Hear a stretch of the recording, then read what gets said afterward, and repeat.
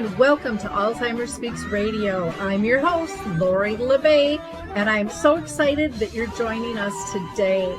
We are going to have a fascinating conversation as usual as we learn from people all around the world at all ages and stages of life. Stay tuned as we shift our dementia care from crisis to comfort. Here we go. What you think about, you will bring about the mental change. We will. Well, hi, everyone, and welcome to Alzheimer Speaks. I'm thrilled you can join us today. We are going to be talking with author and son who was a caregiver, and he's written another book, and I can't wait to learn more about that. But our title for today is really finding the silver lining in Alzheimer's, and not everybody thinks that's even possible. But before I go there and introduce you to him, I want to give just a couple of shout outs. There's lots of stuff going on. So one, Maud's Awards is open, and so you can apply until May 19th for $5,000 or $25,000. That is for work that you've already done. It's not a grant form, so it's really, really easy to do, and it's a pretty cool thing. So go to Maud's Awards and get that information there. We'll have information in the show notes on that too. If you're in Minnesota, Connections at CAT, which is a museum here, it's an art trust here in Shoreview, Minnesota. They've got a couple of programs that are dementia friendly coming up for Tuesday, May 20th and July 22nd. Also, Artist Senior Living is sponsoring a couple of online events. I will be doing one Thursday, April 10th, which will be virtual, and that will be primarily for professionals. And that's going to really be talking about shifting our care culture from crisis to comfort by practical strategies to manage challenging behaviors. And then that evening or early afternoon, depending on where you're located, I'll be doing one for families. It's entitled From Frustration to We've Got This. And again, it's all about navigating those dementia behaviors that we struggle with. And then if you're in Colorado, I will be down there on April 24th. They're doing their annual gala called Joy on the Journey. And again, this is for Dementia Together. It'll be Thursday, the 24th, and you can get more information by going to dementiatogether.org on that. And then our friend Linda Burhans she also has a radio show that she does for caregivers. But she also puts on a conference. And so she's got a 3-day online conference that is free for connecting caregivers. So you can check that out by going to connectingcaregiversconference.com. And I think that's all I'll give you for right now. And so let's go ahead and introduce you to our guest today. Well, Eliezer, I am so excited to have you back on the show. It's been quite a while. So how have you been? Tell you the truth, I don't remember that I was on the show. I think we corresponded a lot. Oh, no, you were on. It was years ago, though. You had written another book. And it was years ago. I didn't have a chance to look it up, though. So much for my memory. Because I remember struggling with how to pronounce your name. That's why. And I think I screwed it up royally. My mother had Alzheimer's for 20 years, and my father took care of her until he was 90.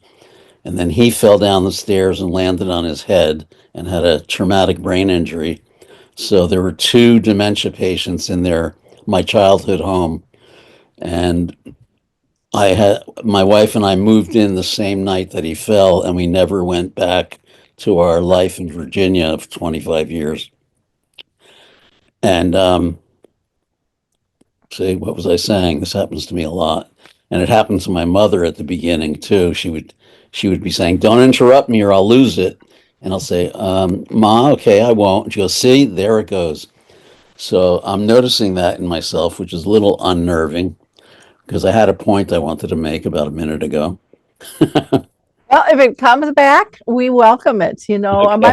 my mom lived with dementia for 30 years, and I know I'm 65 now, and I notice I will lose track at times, especially if I'm stressed. All my friends go, "Oh, that's normal. That's normal." And I'm like, "Well, we'll see. I'm just monitoring it. I haven't gotten into trouble or gotten lost driving the car or anything like that yet." But it's all those things. And I know, like sleep, I haven't been getting much of that lately, just because of what's going on with my life, and all those things can affect it. Not to, belittle it, because especially when it runs in your family or someone has it. My brother's 3.5 years older, and we're always wondering which of us got the Alzheimer's gene, or maybe neither of us, or maybe both of us. So we always report any little incidents. Mine so far are that I can't remember the TV series we started a few days ago. Nothing big. His similar, except one day he was searching for his keys and found them in the cheese drawer of the refrigerator. And that's one step further. So Yeah. it's a crapshoot. We're both waiting to see who wins.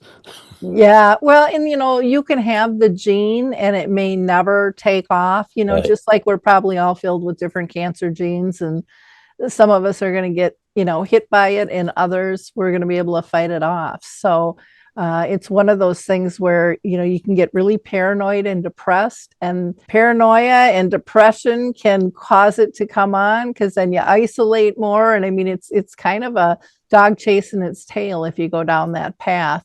And Although my experience with my mom made me less afraid because I watched. This doesn't happen for everybody, obviously, but my mom was one of those people whose transformation with Alzheimer's was from a very uptight, fearful, angry, proper woman who was a refugee or a survivor of the Holocaust and had a lot of fear of others, anybody other than our original family.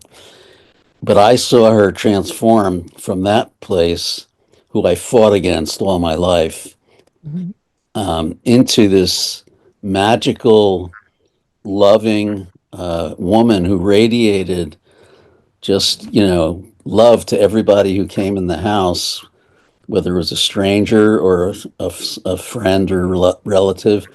And she laughed all the time, sometimes with no reason. So I saw her. I actually went to a psychic when it first started happening and said, "I'm afraid my mother's is losing her mind or her memories." And the psychic took a moment and said, "I think your mother's going to be a lot happier without her memories." And it was true. As the horrors of the Holocaust disappeared, her essence revealed itself. Like whoever she was as a child, or even probably when I was a child, it just came back, and she was delighted with everything and everybody. And so I ended up. That's why I call the book. I have a book. Does anybody know that? yeah. I just put this out: The Silver Lining of Alzheimer's, one son's journey into the mystery. A lot of it is about this transformation and how I actually ended up, unlike most people for whom it's only this tragic, sad event where they're gradually losing their loved one. I felt the exact opposite, that I was grateful to Alzheimer's because it was bringing my mother and our relationship back to me in a way that I hadn't felt since I was 3 or 4, where my heart was open. I wasn't fighting her anymore or defending. I just loved her, and she loved me back. And there's kind of a mantra in the book that says connection is everything. Because what I realized is that it really didn't matter to me that she didn't know my name or that she didn't know I was her son, but there was something on an essential soul level where we recognized each other, and that was all that mattered to me, that we were connected, and the rest was just content. And I often think how what it would be like to have an infant baby that baby comes out without any memories, with no name initially, and yet the mother especially feels really deeply organically connected to the infant, and has nothing to do with memories or language or any of that. And that's how I felt with my mom.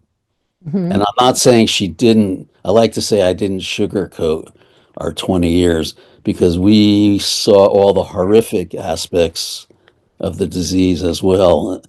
Um, there was a period where she got very violent and was chasing the home health aides with a meat cleaver and throwing heavy objects like paperweights, ripping up precious photos. And eventually, at that point in the process, we couldn't handle her at home anymore. And we had to put her in a psych ward for 10 days only, thankfully.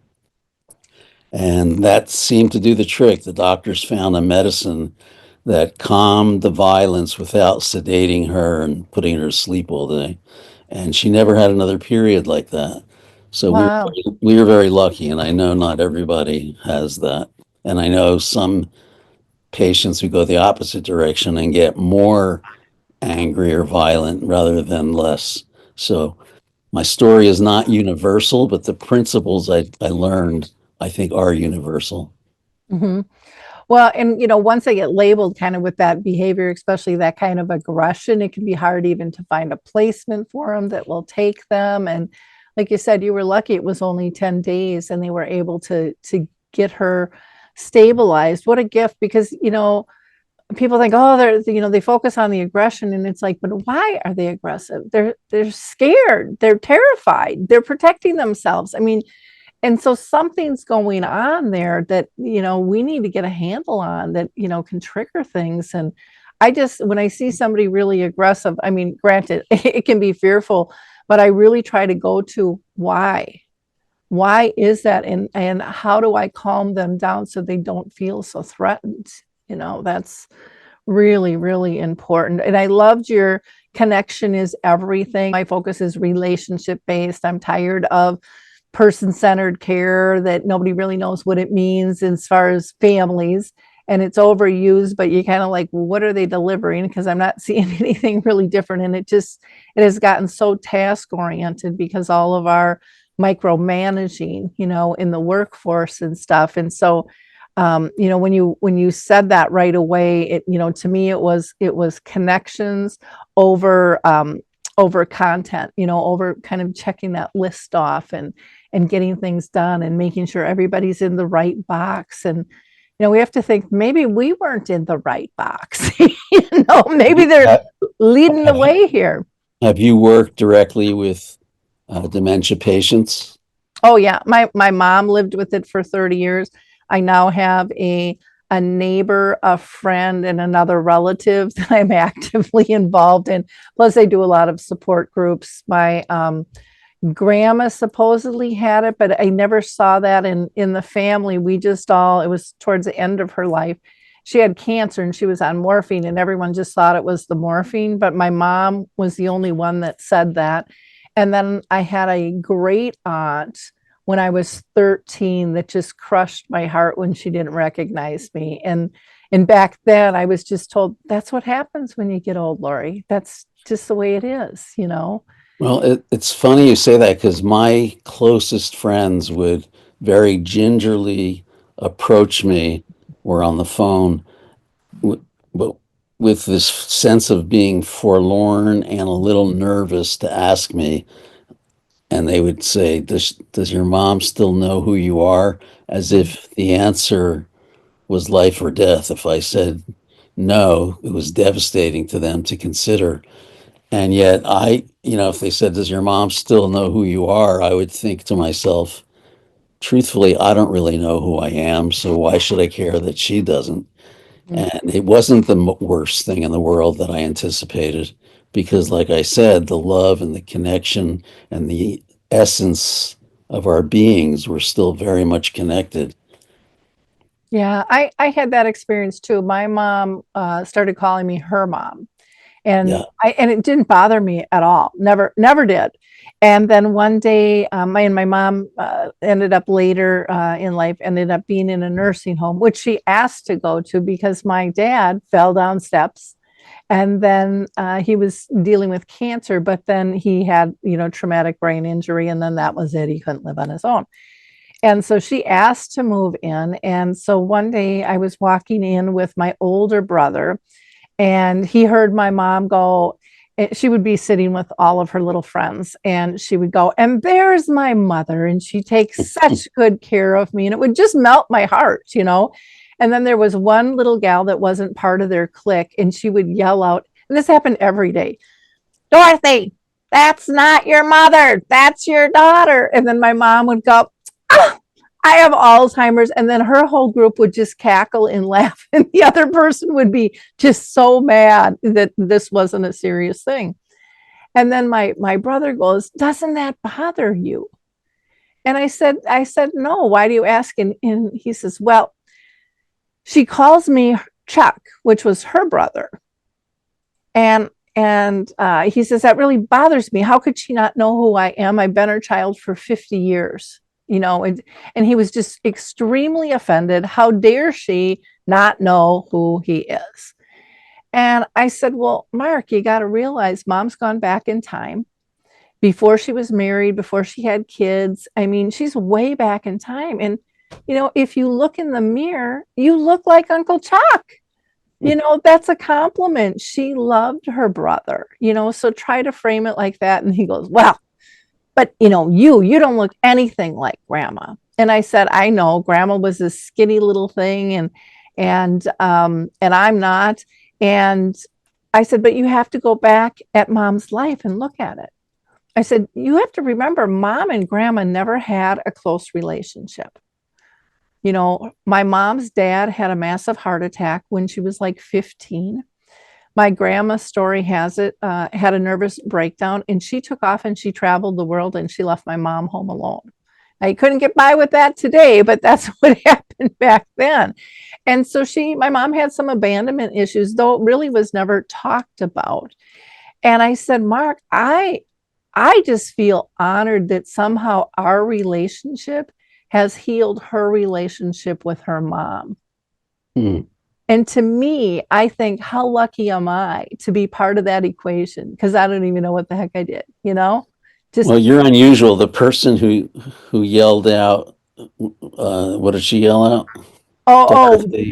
Dorothy, that's not your mother, that's your Right. daughter. So Yeah. that's, even though I didn't call it a principle, that actually is a fundamental principle to learn in caring for memory loss patients, whether it's Alzheimer's, Lewy body, vascular. There's a lot of different kinds, but it's just the number one thing. If you go to a support group with a leader who knows their stuff, they'll teach you never contradict their reality Mhm. or their experience, because for them it's absolutely true and real, and your job is not to correct them and tell them what's really real. Your job is to go with their experience. And Mhm. it can be very upsetting to the patient if their loved one, like my father, had a hard time learning this. Took him a couple years of yelling at her.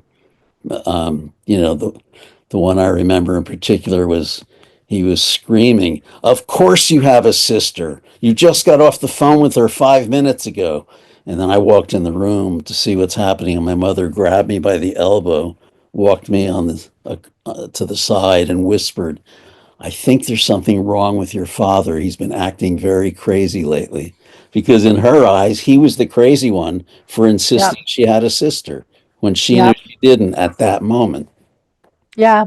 Yeah, it is really interesting. And they pick up on our behaviors. They pick up on all the things that we don't think about. I mean, they can tell our tone of voice and what that means, the roll of the eyes, the snicker, the oh, all of those stuff. They're taking all of that in and thinking, what's wrong? But it's really about learning patience, which in all my support groups, that's what everybody asks for the most. And one of the best examples I have is my friend has just lost all orientation of time, just absolutely no concept of time. And we bought him a big clock with the day and date and year and time and the sun and the moon and the AM, PM, the whole 9 yards.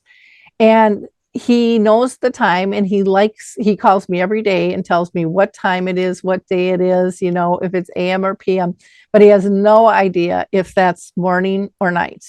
And he'll call sometimes at 3 o'clock and say, well, why don't you come on over and we'll go for happy hour or something. And I'm like, it's 3 a.m, Raj, and people go, why do you pick up the phone? And I said, because I know from like witnessing my mom that he will fret and he will call 10 other people because he's looking for a calmness and a groundedness.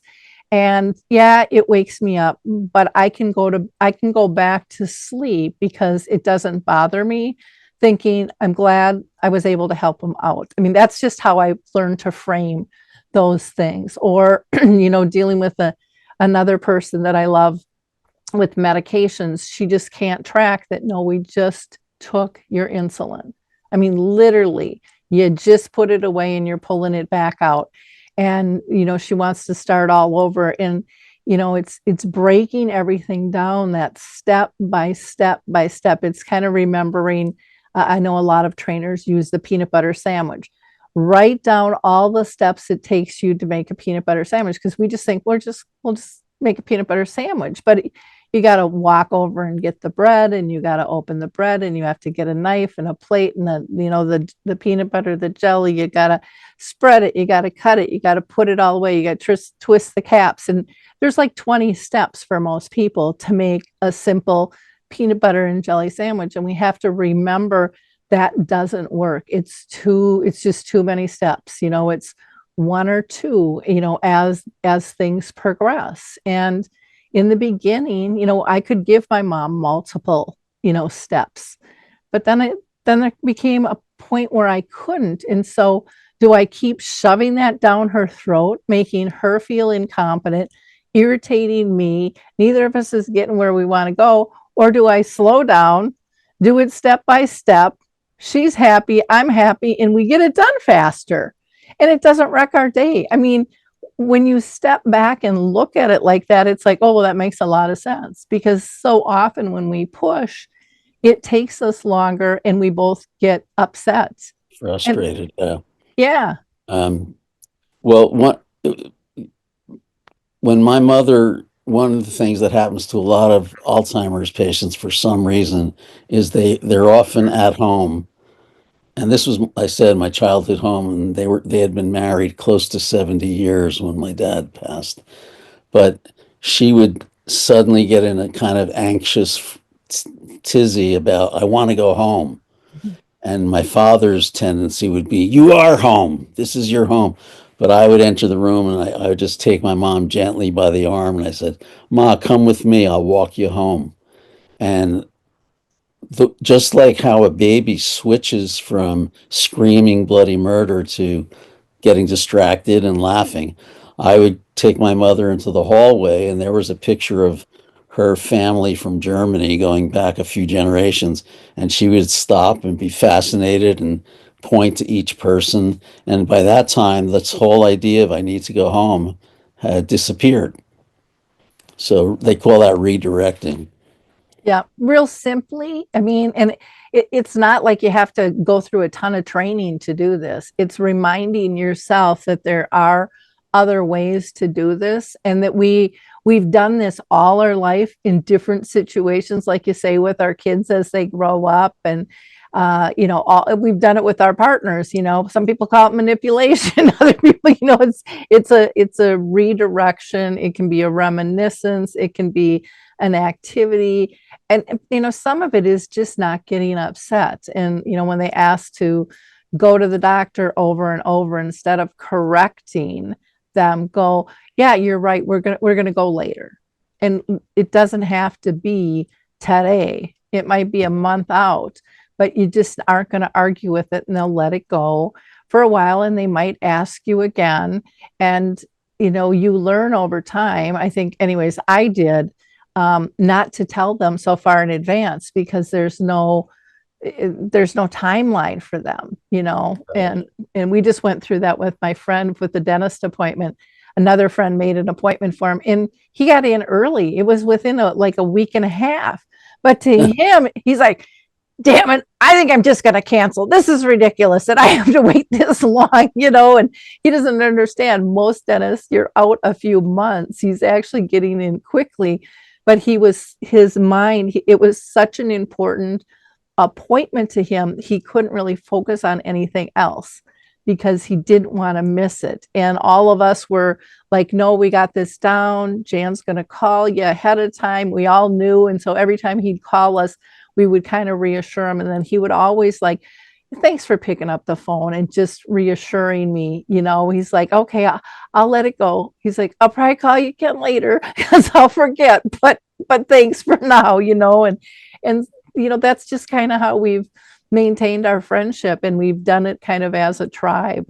We're trying to work together with stuff like that, and but it's a learning curve, and not everyone's And the willing learning to curve is let much harder. I noticed. I mean, obviously, after 65 years of marriage, where you have habitual ways of being and talking and private jokes and all that stuff, much harder for my dad to let go of that partner and see her in a new light than it was for me.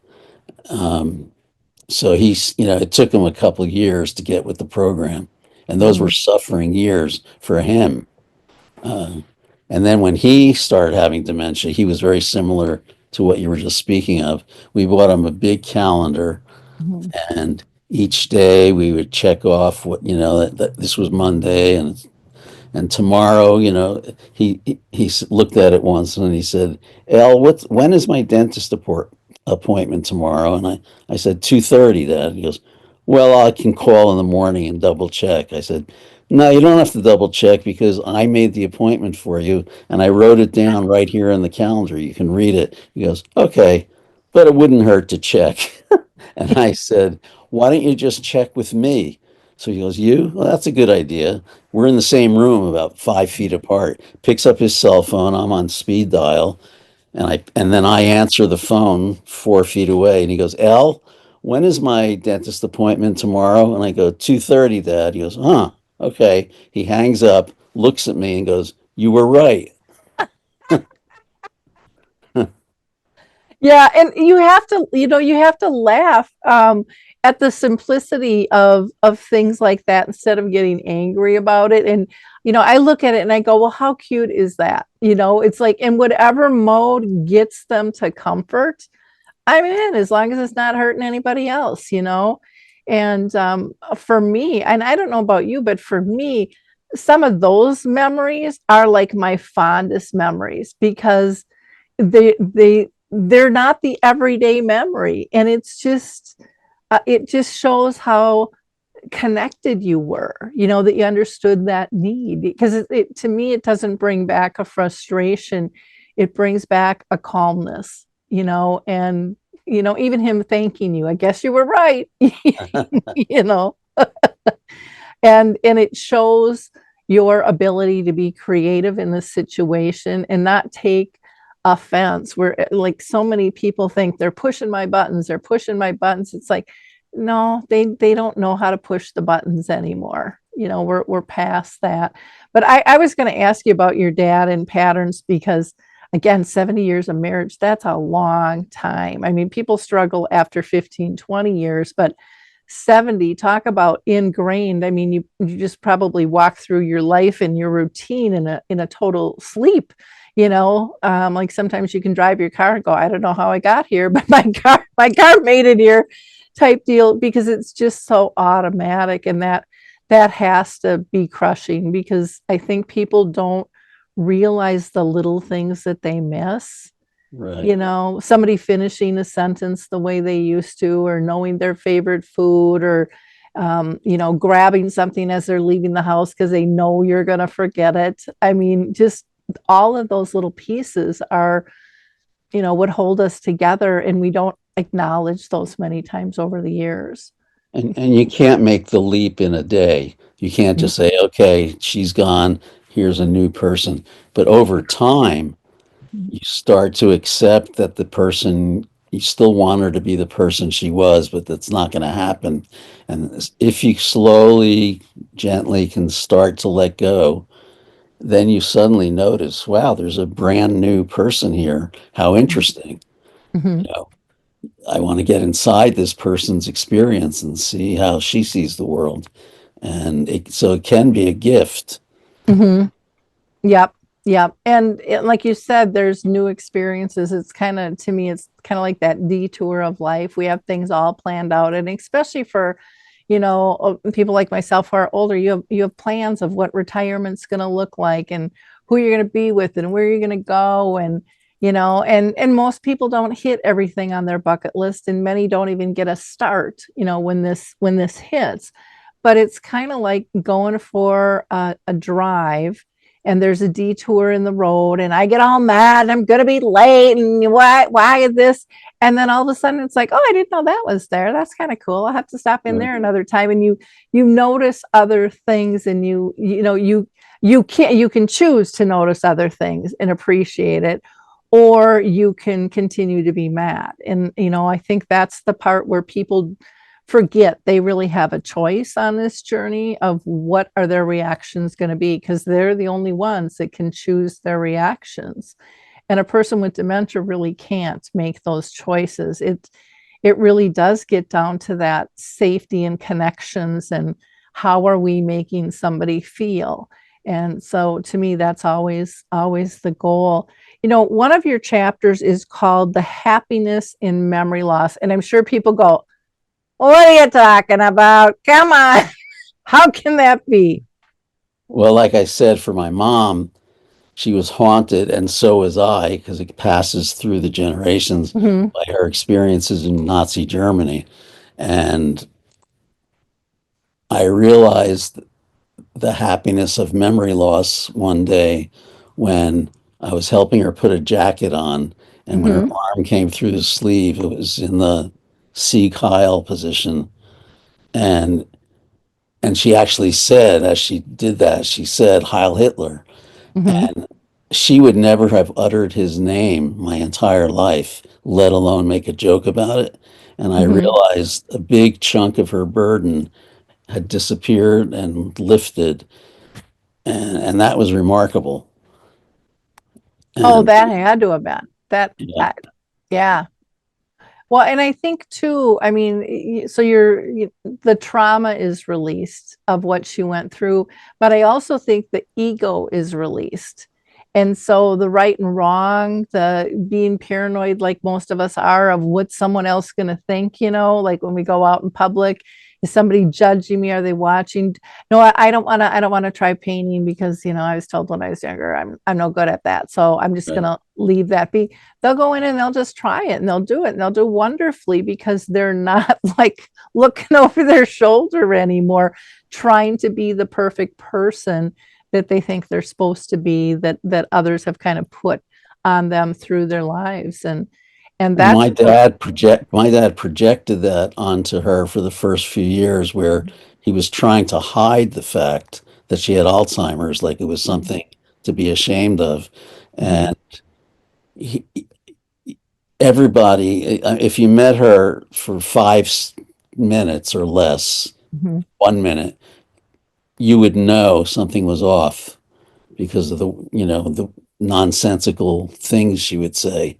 Sure. And and so my dad didn't quite see. He was trying to protect her from the neighbors, and afraid to go out. He didn't want anybody to know this, but eventually he had no choice. It was just beyond obvious. Well, and I think some of that too, and I think I did this. I said, well, I'm trying to protect her, but I think some of it unknowingly and unconsciously was I was trying to protect myself. From, is it the embarrassment because no one tells you how to deal with this? You don't know if anyone's going to accept it. You've just seen other people react to other people that are dealing with this. And, we're not a real compassionate community, and we need a lot of work in that area. to be more empathetic and stuff. So, once I kind of got over that not telling, because what I found, and I don't know if you found this or if you did this, but we didn't really tell their friends. And then I remember getting really mad at their friends one time because they wanted them to go travel in the winter because we live in Minnesota and go down to Texas or something. And I thought, why did you lay that out? Now they're both coming home and they're all excited. They couldn't pack a suitcase, let alone maneuver, an airport or anything down there. And then I had to really look inward and go, well, Laurie, you're going over to meet with them, make sure they're groomed, make sure dad has money, everything looks okay. And then they go out with their friends and they reminisce, which they can both do. Right. So, it's like, hello. And the one day when things kind of hit the fan with their friends was, and I'll never forget this. And again, they didn't know how to deal with it. But, and this was very unusual with my dad because it was really my mom that had the dementia. My dad had brain cancer and we didn't see much affecting his brain, but they went to go to a funeral and the friends came to pick him up. And my dad has this beautiful suit on with no shirt. He has like a beater underwear shirt underneath it. And they took him to the funeral. And so my dad and his friends, they all had a good sense of humor and stuff. And someone's like, Dean, what's up with the outfit? And he's like, I'm a trendsetter. You haven't seen this in the magazines. That was his recovery for that, and I was thankful that that he wasn't embarrassed. He didn't show that to me. He didn't say anything. It was just kind of a joke, but he didn't really realize the level of why people were asking that question. And I was thankful for that. But again, people had they didn't like, just let's go get a shirt out of your closet. No one thought of it. My dad once, there was an argument with mom because they were going out to dinner with friends. Mm-hmm. And she got dressed and had her bra on the outside of her shirt. And she really got annoyed with him because he was not going to go to a restaurant with her wearing her bra like that. So there were, that was a tough one. Well, and that's very common that people will put their clothes on, like if you lay them out, whatever order they're in, they'll put them on. Huh. They know they're supposed to go on, but they don't know the order. So Lori Shear has been living with dementia quite a while, and she participates in my dementia chats. And she said, every night, she says, when I do laundry and everything, I put everything on one hanger. And I put it on the hanger in the order I put it on. So my bra and underwear and socks are on the top. Then it's, my pants, my shirt, my blazer or sweater if I'm wearing that. But she says everything has to be in order. She says, otherwise I'll screw it up. Well, she's with it enough to come up with that strategy. Sorry for the shaking. Yeah. Yeah, it's interesting to see younger onsets do that. She also did something with her bed linens where she would, she still wanted to like make her bed, and change the sheets, but she couldn't figure out which way the sheets went. So she sewed tags on the header and footer ends. So she knew which way that was with tags, and she could put it on and not be frustrated by trying to put it on sideways and things like that. And I thought, how smart. When she went grocery shopping, she started doing bags just with cold foods in it. So then she knew when they got home, that had to be put away. The rest could wait. And so her and Roy would, work that route and stuff. It's amazing how self-aware she was. Yeah. Yeah. That's must be a much earlier stage. Yeah, it was earlier on, but like little things that would throw her for a loop.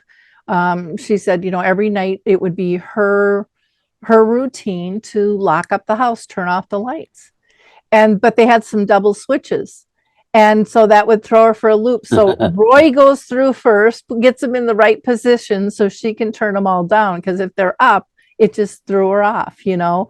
and so again, a lot of times people don't talk about those things early on because they're trying to hide them. But when you talk them through, a lot of times you can come up with some solutions that work really, really well. And the whole world doesn't need to know about them, but you're going to be more comfortable and more confident. And then I think it's easier to realize that you can adapt to a lot of things. Many of my people with dementia are still, they've been living with it 10 to 20 years and they're still doing Zooms with me. And Yeah. people are shocked by that, you know. Your friend Lori's diametrically opposite to how my mom was, which was complete denial from beginning to end. I mean, there was a moment when I had been sitting in a park with her and my wife, Shari, sitting on a bench watching this beautiful big white egret just peacefully floating there. And then we went home, and literally within 5 minutes, she came up to me in the house and said, "Did I tell you I saw an egret today?" And this is at the very beginning, so I didn't yet know to go with her world. And I did, made the classic mistake of, "Mom, don't you remember I was with you? Sherry and I were sitting on the bench," and I could literally see anxiety. I was creating anxiety in her, and I'm glad I caught it because then I stopped. But then a few days later, she got lost in the car coming home from a shopping mall that she had been to 2 to 3 times a week for 50 years, 5 minutes from her house, and she got lost. And I said, "Ma, something, maybe we should get you checked out." And she screamed, "It was dark out. You would have gotten lost too." And that was the final. I realized, okay, this is not my job to convince her of something that she'd prefer not to speak of. And Mhm. then she kind of at some point slipped over that line. There's always a line, and on the other side of the line, you don't have any real self-awareness. Some Mhm. people of what's going on and what's happened to you because you're now, in some cases, enjoying the moment more than you ever did. Mhm. Yep. Oh, very, very true. Yeah, it's a fascinating disease when you open up your mind to really try to understand it. Um, but they always say step into their world, with that. Why don't you tell us a little bit about, expand a little bit more on your book and what people can expect to find inside it? Well, I realized as I was writing it that a lot of people might think they can't relate to it because we had the financial wherewithal to be able to keep both my parents at home for years until the end. They both died at home with their loved ones around them, and we had the financial wherewithal to have full-time aides. First, it was just for my mother, about 7 or 8 people coming in at different hours, different days. And then when my dad lost his mind to some extent, he needed a full-time aide live-in. And then when he died, my mother needed a full-time live-in. So I was aware that our circumstances in some way were more privileged than someone who's got to keep working their job, scramble to get someone to babysit their parent, and Mhm. then come home and pick up the work themselves and do the feeding and the changing and much harder. But however, the fundamental principles that I bring forward in my story, I think are universal. Connection to your loved one is universal, not contradicting them and trying to convince them that they're wrong and that your reality is the right one. That's a Mhm. universal thing, whether they're at home or in a facility. Um, so my hope was, I actually there were so many funny events. We haven't gotten to any of that, but my hope was by focusing without sugarcoating the bad parts because I didn't want it to seem like Pollyanna, but Mhm. to also focus on the many sweet, loving, heart-opening, and for me, healing moments based on my mother's condition that we also experienced. And so I called it the silver lining of Alzheimer's. And anybody, regardless of the financial circumstances, can work with themselves to start to open to new possibilities and not only see it as a glass half empty, Mhm. with melancholy, and it's just going to be worse and worse till the end. You can find a way to see where it can be joyful, and it takes time. It takes an adjustment. It's not an overnight trick. Ain't that the truth? Well, you said you have some joyful moments and things in the book. Can you share a couple of those where, because I know I have lots of funny things that happen, but there's funny things that happened in my life before dementia. And just because you have dementia doesn't mean that's going to stop. Weird stuff's going to happen. That's just, to me, anyways, in my life, that's just how my life runs, and I've found that laughter is a great healer as Yeah. well. And it's a wonderful connector. I mean, all of my friends, I just love laughing with them, or out in public, I see something, I don't want to laugh at somebody, but in a situation where, it's just like, okay, that happened, and you move on, but it makes my day, it lifts my spirits. And again, not in a mean, condescending way, but I think so often people think, well, you can't laugh. This is serious, you know. Right. And it's just like, oh my gosh, you're not going to last long doing this if you can't laugh. I mean, but that's me. Well, I'm just trying to remember some. One was we're sitting at the kitchen table, and my mother took a piece of lettuce out of the salad that was in a bowl, and she stretched it a little bit gently, smoothed it out, put it on the table, smoothed it out some more, and then looked up at us and pointed to the lettuce and goes, "This is not a normal person." And I told that story to a friend of mine. He goes, "Well, in a way, she was right. It wasn't a normal person." Another time at the same, a lot of these happened at the kitchen table. She picked up her glass of apple juice, and she was studying it like a scientist, like holding it up to the light, turning it around, picked up a fork and made different sounds by tapping it. And once her study was complete, she put the apple juice down and looked up at us and said, "I wonder what size brassiere it wears." Just these outrageous comments. And the phone rang. We're at the kitchen table again. She picks it up, and we hear her say, "Everything's fine. We're here selling all the chickens." And then when she got off the phone, we didn't know who it was. We said, "Mom, who was that? What were you talking about?" She goes, "Oh, it was just all about the pillows and the teeth." And that was the end of it. We would just accept it. And hopefully the person on the other end of the phone would call back at some point.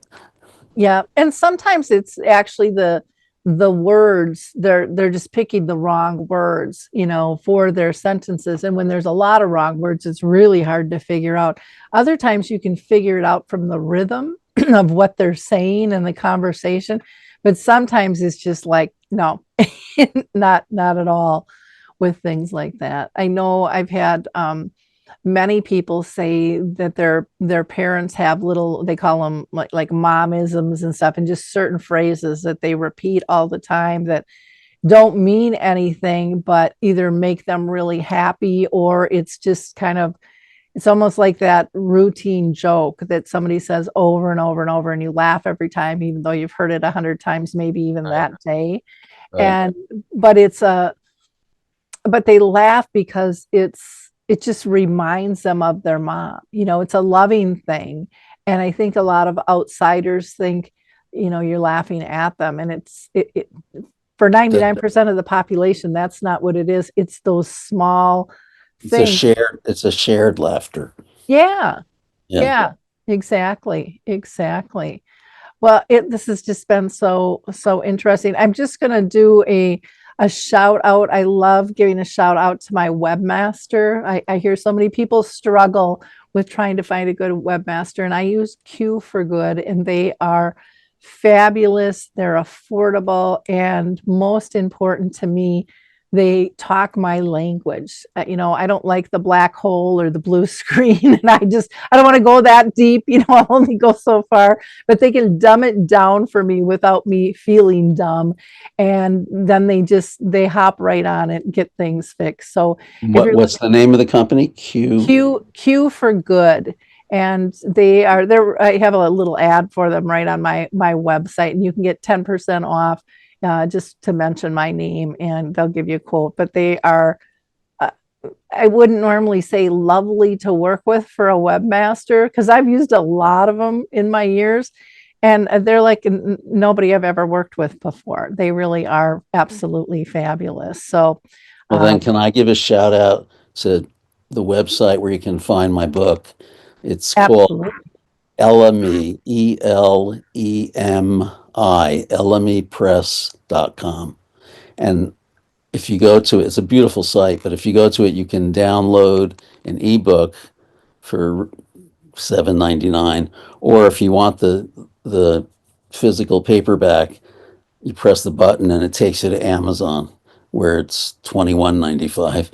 So it depends. I like the paperback. It's filled with pictures of my family, and in all stages from when they got married to now. So lmepress.com. I wanted to say one more thing about the cadence of conversations. Do we have time? Yeah. Oh, absolutely. Because I still actually had a couple other questions I wanted to ask you. Okay. So, yeah. As you know, my mother entered the stage of word salad, Hmm. where it's like you pick a bunch of words out of a dictionary, cut them up, and throw them in a salad spinner. Yeah. You get a salad, and then you pick them out and say them in complete normal English tone and cadences, but it makes absolutely no sense. And we had long conversations like this, you know. Well, the Mindel man is not coming today, but I'll have to ask her about the pears. And I need to get rid of the Vindermint. And I would say, Ma, you're getting rid of the Vindermint? I did too. She goes, you did? Well, then the Faluternutton is never going to show up. We would talk for 15 minutes like this. So it was fun. It is fascinating, though. They don't skip a beat, like you say, in the cadence. It's not like they're thinking of the word and there's a pause. It just comes out. I love that you played with her with that. You validated her, and again, not about right or wrong. It was about the engagement.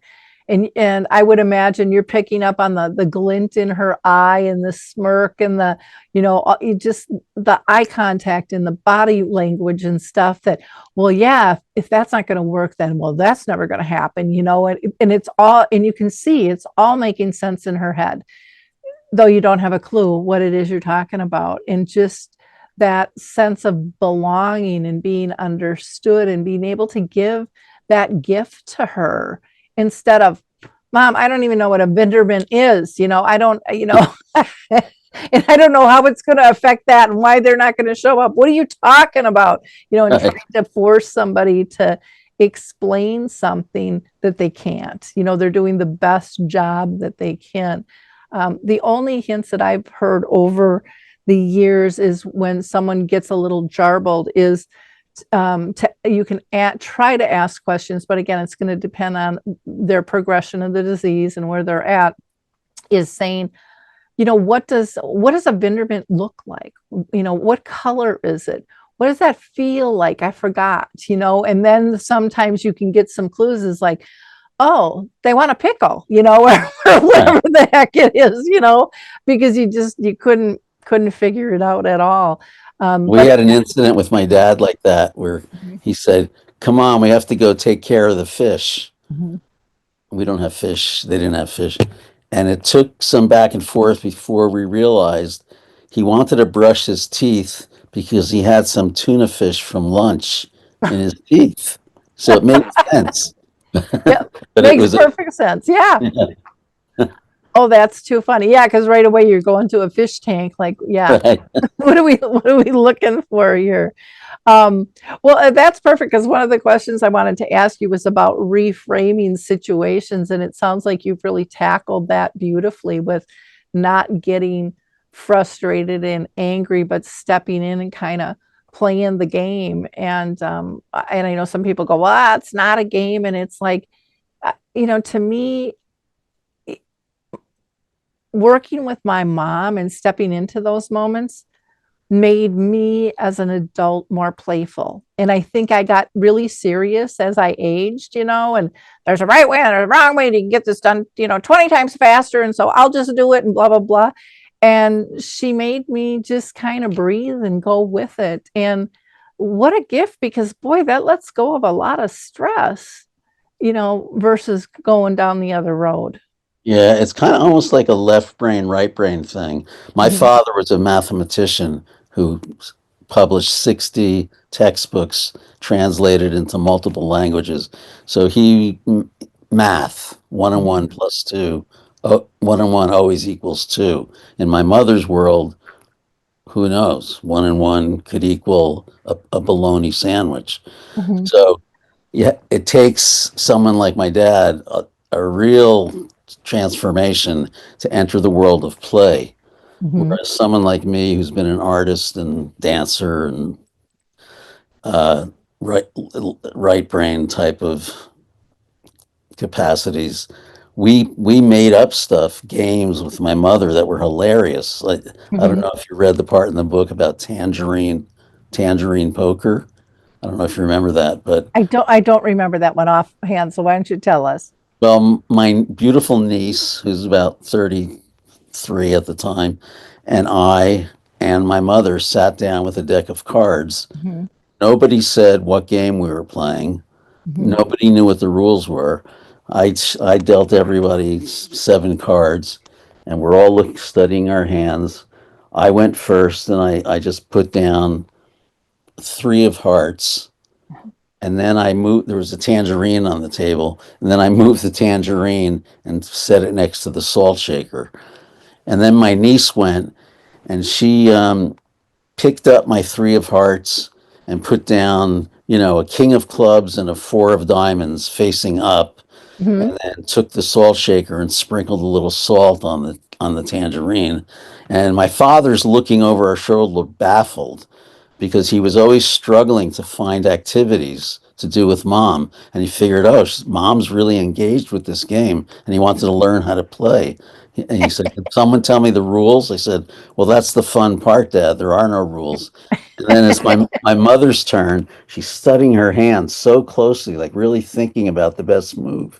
And finally, she picked up what was on the top of the pile, put down two unrelated cards, picked up the tangerine, peeled it, and started to eat it. And we all were just giggling and laughing. And my father was just baffled. Yep. Game So over. She won. Yeah.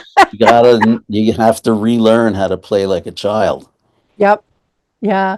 Oh, it reminds me with one of my granddaughters always likes to win, and so she's always changing the rules when we play cards. Right, We'll be in, right, and she's like, "No, no, no, we're not doing it that way." right. And I said, "Oh, in this moment," I said, "then going forward, then we're going," and so it's kind of funny with her on that. But what a beautiful way to just go with the flow. It doesn't life doesn't always have to make sense. It doesn't have to be trackable, and productive. I mean, it's just about that connecting and that relationship and that comfort and safety, and then that humor, just that, to be able to breathe where you just everything is acceptable. And we don't live in a world where everything is acceptable at all. There's a lot of judgment, and that is so freeing. That was one of the gifts, I think, with my own mom. As the disease progressed, someone asked me, "Well, how did you deal with things?" Because I'm sure you relied on your mom for, feedback and stuff over the years. And I'm like, "Oh, yeah, she was always counsel to me, and I could go whine, and she would help me sort out a problem or whatever."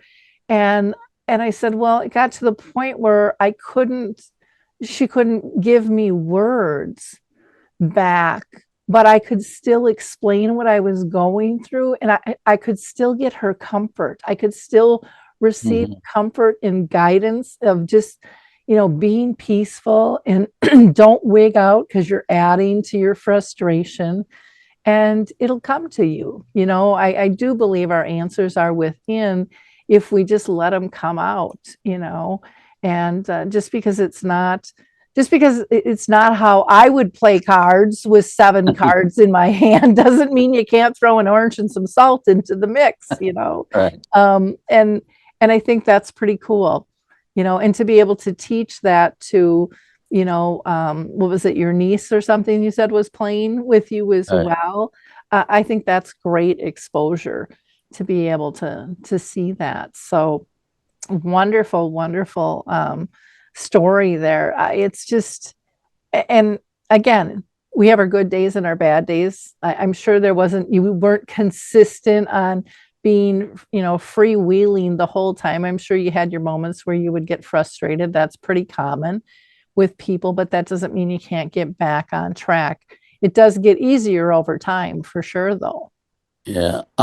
It was that what you just said was a lot more true of Mhm. my dad, because he's the one with 65 years of habits and Mhm. ways of being. And so it was a longer journey for him to get over that hump, let his wife that he knew go, and start to enjoy, instead of fighting with, start to enjoy this woman who was still beautiful. I mean, my Mhm. mom in her 90s still had no wrinkles. She Mhm. always looked 15 years younger. And so, yeah, it was nice to see. They wound Mhm. up, sometimes dancing in the Mhm. living room, ballroom dancing. And we would sing a lot, which none of this had happened while I was growing up. Mhm. We were singing and dancing, and yeah, Well, and music is so powerful, and so is touch. As we uh, age, we don't touch as much as, when we're younger. And so people crave that. So I had one friend where I think it was the wife had dementia and the father had lost his eyesight. And so one was the brains and one was the eyes for the team.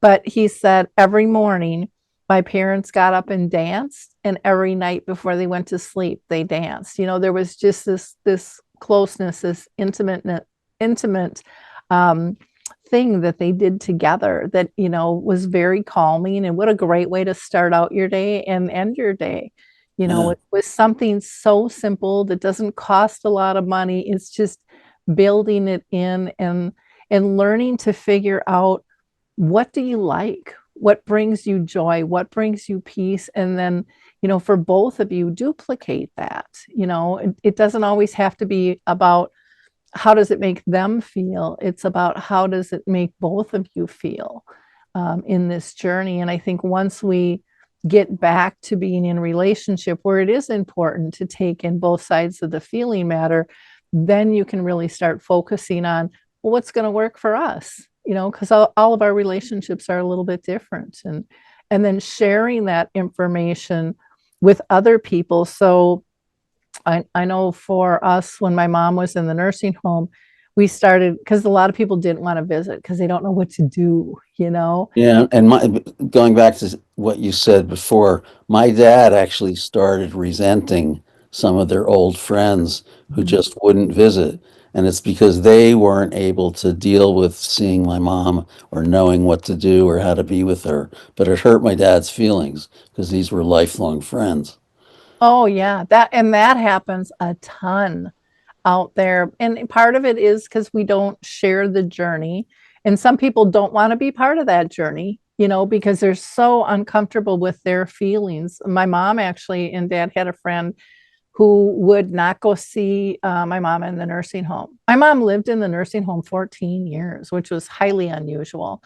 And Kay could never go visit her, just couldn't. And then when I showed her a picture one time that I was really proud of, that was with myself and a musician, and who came to sing with my mom, and I I met her in this restaurant. I slide this DVD over to her so that she can see this.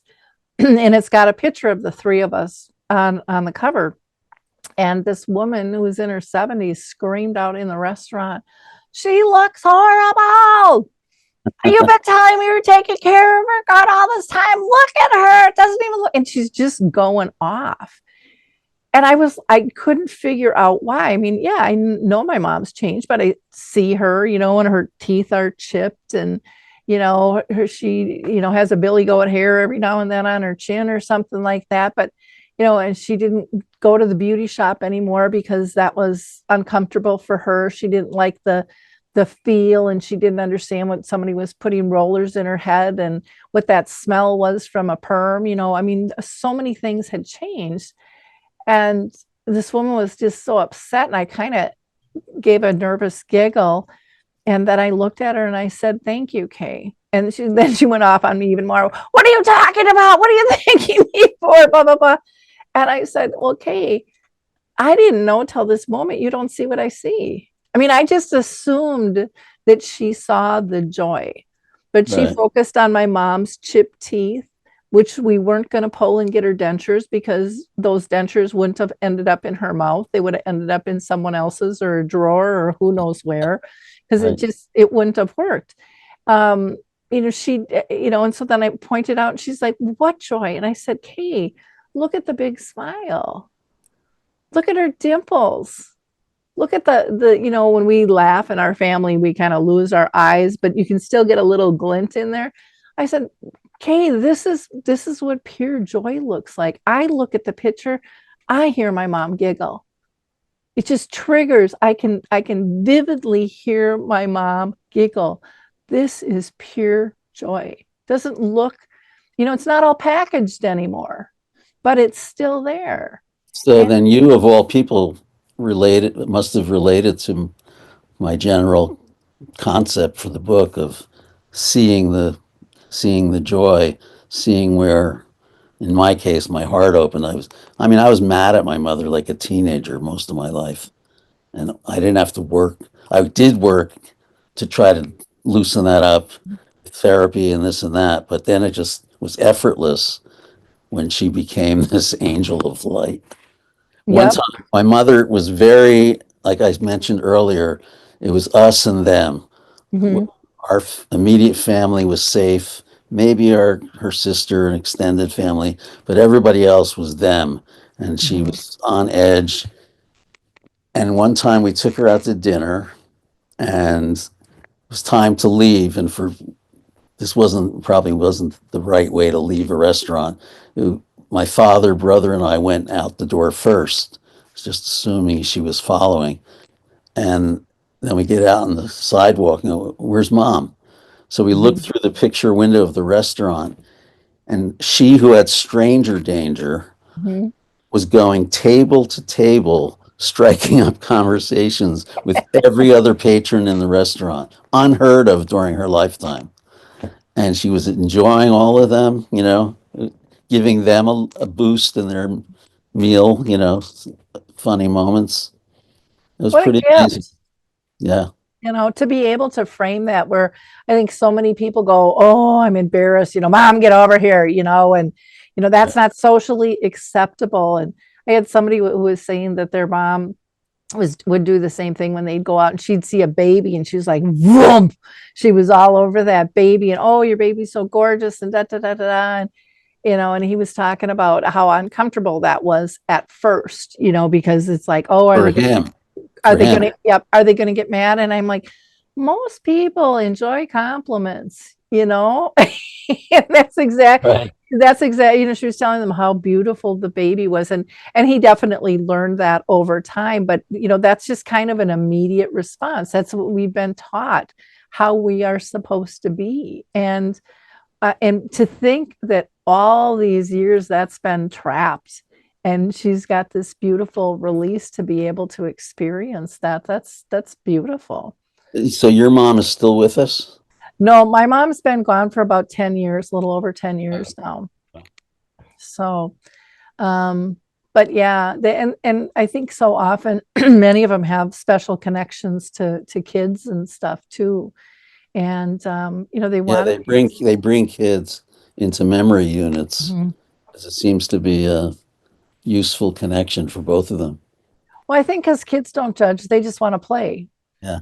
and so they just step right in and don't even see, they don't even consider anything's wrong. They just want, a play partner, you and they just move on. And so that's a pretty cool thing, because as we get older, we get more judgmental, we have more biases, our schedules are tight, we have all of those things kind of hanging over us. And like I said, with my mom, she really taught me to, like, turn off your phone when you visit, get rid of your pager. It's all going to be there afterwards, and that was hard for me to do in my job, because I was kind of 24/7, and it was like everything still remained the same. It was all there waiting for me to fix it or answer it or do whatever. And no one seemed to mind but me, really. I think in today's world, it's a little different, where people, anticipate that you're going to just pick up the call and fix something. You're the only person that they have to deal with, um, more so than it was 10, 20 years ago. But again, part of that is on us, on how do we set ourselves up? Are we going to be available 24/7 for everyone else's needs? Or are we going to say, you know what, I need a little time for myself too? So um, yeah, it's What job required you to be 24/7? well, it wasn't quite 24/7, but I sold real estate. And I mean, there were a lot of times we were negotiating deals at 2 in the morning and trying to, with multiple offers, you're out there and up early, and everyone thinks you're self-employed, but you're really at everyone else's whim. But I enjoyed it. It was fun. I did it for 25 years, and then it was actually through a lot of my education through real estate, where I would work with senior communities and do speaking. They were the ones that suggested I step into this, because I had a different approach back in 2009 from what anyone really knew. And again, and part of that is there were other people like me out there, but people they weren't connected. They didn't know. And they still to this day don't know all the wonderful resources, from books to programs to, memory cafes. I mean, there's just so much out there that people aren't aware of.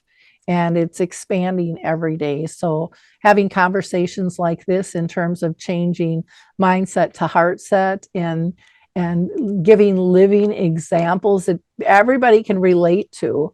If they haven't gone through that exact same thing, they've gone through something pretty dang similar, but they couldn't dare tell their friends because they can't relate, or even family members who aren't always around, and, mom's fine. What are you talking about? They got kind of that attitude. So, yeah, you got all of those types of things in there. So I think it just takes a tribe of us to help kind of push the culture change through. So I really appreciate your time with us today. Do you want to, again, give people your contact information? I know you got a couple different websites, and I think you're on Facebook as well. Yeah. Well, Facebook, you just search. My name is hard for people. It's Eliezer Sobel, and Ezeer. So if you search on Facebook for Eliezer Sobel, but it's not I don't have like an author page. I'm just another person on Facebook.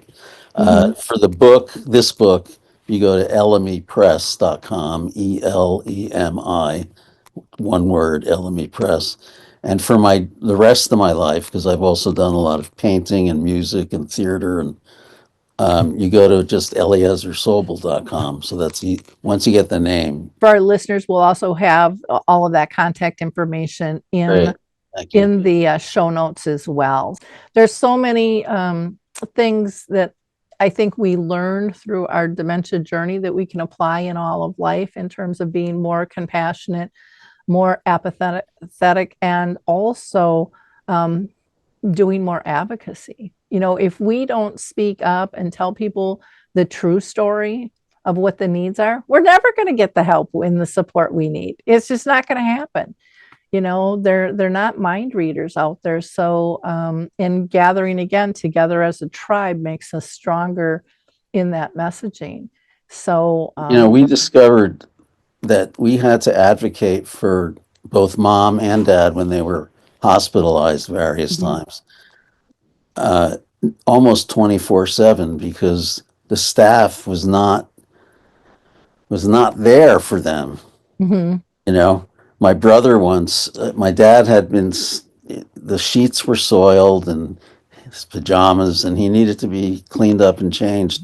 And we had requested it and we're waiting, requested. Finally, my brother, who's a PhD in psychology, but he can be called Dr. Sobel, he used that and went up to the head nurse at the charging station and said, "Can we get someone into my dad's room to clean him up?" Mhm. And she said, "What's his name?" "Max Sobel." She looks in the computer. She goes, "I'm sorry, there's no Max Sobel registered on this floor." And Mhm.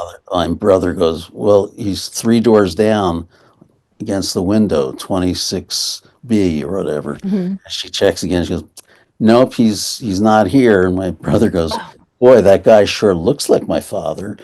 And then he couldn't believe it. Was like Kafka. He just went back to my dad's room, picked up the phone, called the attending physician who we had never met, and said, "This is Dr. Sobel. Can you please get an aide to come into room 26B ASAP? And also, we'd like a container of oxygen." And the guy just said, "Absolutely, Dr. Sobel." And we got everything done in 15 minutes. So, Oh my gosh. It's oh, and it's at the psych ward, we walked in one day, and on the blackboard, it listed the patient's names and the name of the nurse Mhm. so it said Manya Sobel, my mother, and then it said, "Your nurse today is Jackie." So Mhm. we were with her from 8 in the morning till 10 at night. One of us was always there. We never met Jackie, Oh my never met gosh. her. So, and I felt so bad looking around because so many of the patients had no one advocating for them or visiting them even. And it was sad. It was sad. It's and you really do need somebody with you. I mean, just even going to the clinics and stuff, but and you're thinking all the charges that are being, paid for this care. And I mean, if you're on if you're in any room, a psych ward or not, I mean, minimum is every couple hours they're supposed to come in and check on you, and it's just, yeah, I don't get me started. Yeah. I think I got pulled back in with my neighbor, my friend, and a relative again, just to just to refresh my memory how messed up our systems are. And And these were good metropolitan area mhm, hospitals, you know. yeah, it doesn't make any difference. It happens all over, and you have to be on top. And even when you are, sometimes you're not, because there's nobody at the other side that you can connect with, and you can't give up. And I know it's hard. I mean, I just had a recent incident in December with a relative who was admitted to the hospital, who's type 1 diabetic, in the emergency room, and we couldn't visit because of COVID and stuff. They didn't want us there, and they knew she had dementia. They gave her no insulin and no food for 24 hours, and they let her walk out at a 499 reading, which was way too high, and her blood pressure was like 197 over something, and they said she's fine. And it's like, no, she's not fine, and just said, well, there's nothing we could do for her. And it was a situation where she had gotten aggressive, and that's why she was in there. And it's just, you got to be all over it. And I have to admit, I did not file a complaint because there were too many other parts. Her husband was in the hospital at the same time, so you're just juggling so many things. But it was just like atrocious that could even happen, Right. you know but stuff like that does, and you gotta take it seriously, and big and little things. We got to be there for one another with that. So thank you again for being with us. I really appreciate all the time you spent with us today. For our audience, I hope you like, click, and share, not because I'm a numbers changer, because I think it's important that we share conversations like this with people. There are people in your sphere of influence. I don't care if it's Facebook, LinkedIn, TikTok, Instagram, X. People need this information, and the more we can put it out there, the more comfortable they're going to feel clicking on it, that it's okay. And I love having this, just casual conversation when we're talking from the heart. I think it's more interesting, and people know these are real stories and real lives that we're talking about, and that gives great comfort to people. So in addition to doing that, I ask people to also be what I call a giver of hope, and we have a little graphic that you can download on the site, and it just says, be a giver of hope, and it can be a we for a corporation or an organization, or an I if you're, want to put it on your personal Facebook page or website, whatever it might be. And we encourage people to link back to either Alzheimer's Speaks or link back to Dementia Map. And so if you've got resources, get in Dementia Map. You can get a free listing there, and then link back to not our homepage, but link back to your personal page. But it gets them in a space where they can scroll around and just do some research in a real safe place where no one's going to be asking them for personal information. And I think they're going to be real surprised at all the stuff that's available that they didn't know about. Where do you find this Give Back Hope downloadable thing? You can get it. I always put a link in the show notes, but if you just go to alzheimerspeaks.com, there's one right on the front page, and you can click on it. It'll bring you to our tools, and you scroll down the page. There's a couple different ones that you can pick from, and maybe you want to send it to a different direction as well. We also have them on Dementia Map. What I love about your book is it's about hope and it's about joy, and that's not always the story people hear. And there's so much hope and there's so much joy, and we're only going to find what we're looking for. So we have to help people look for the right thing. Yeah. Well, yeah, I love what you're doing, Lori. I'm sure it's beneficial and appreciated by a lot of people. Well, and I appreciate everybody. None of us do this alone, or none of us should do it alone. And I don't think any of us should ever think that we got it all figured out, because there's always another twist or turn, and that's just life. So thanks again for being with us, everyone. And thanks for sharing your book. It's beautiful, and your family stories were wonderful. They're going to help a lot of people. Thanks, Lori. Okay, take care. We'll talk Bye, again. everyone. Bye-bye.